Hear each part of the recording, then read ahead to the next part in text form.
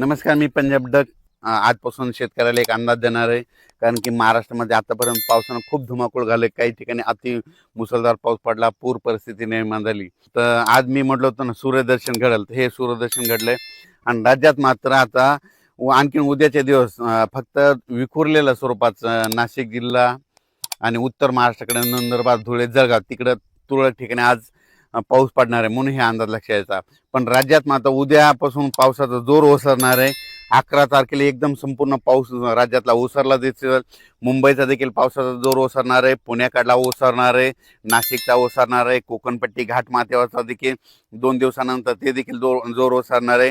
आता खूप काही मोठा पाऊस पडणार नाही. उद्या 11 जुलैपासून राज्यात चांगलं सूर्यदर्शन होणार आहे आणि हवामान कोरडं राहणार आहे म्हणून हा अंदाज महाराष्ट्रातल्या सर्व शेतकऱ्यांना लक्षात येतं. त्याच्यानंतर राज्यामध्ये बऱ्याच भागामध्ये हा पाऊस झाला आणि त्याच्यामध्ये देखील आणखीन काही भाग वंचित आहे.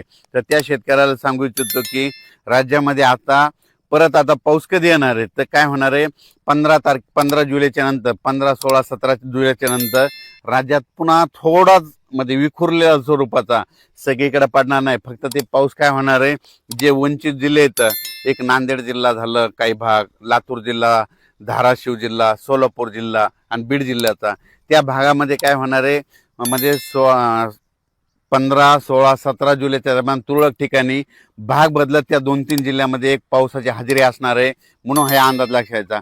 महाराष्ट्रात देखील विखुरलेल्या स्वरूपाचा 15, 16, 17ला थोडाफार पाऊस येणार आहे. सगळीकडे पडणार नाही, फक्त स्थानिक वातावरण तयार होऊन ते पाऊस पडेल म्हणून हे अंदाज शेतकऱ्यांना लक्षात यायचा.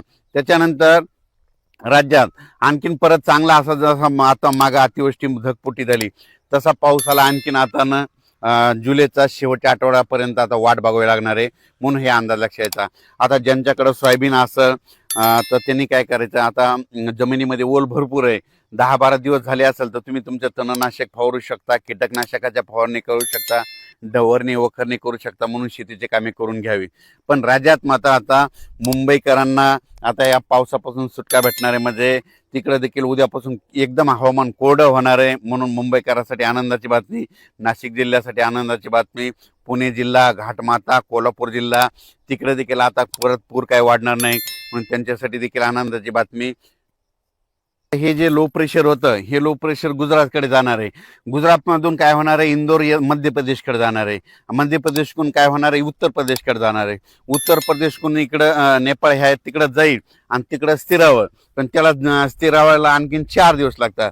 मग जवळपास 12 तारखे जोपर्यंत शांत होत नाही तोपर्यंत आपल्या इकडे महाराष्ट्रामध्ये जवळपास 12 तारखेपर्यंत आता उद्यापासून आजपासून चांगलं वारं सुरुवात होईल आणि ते शांत होऊस तर परत पुन्हा काही आता एखादी प्रणाली तयार होत नाही म्हणून हे अंदाज लक्षात येईल.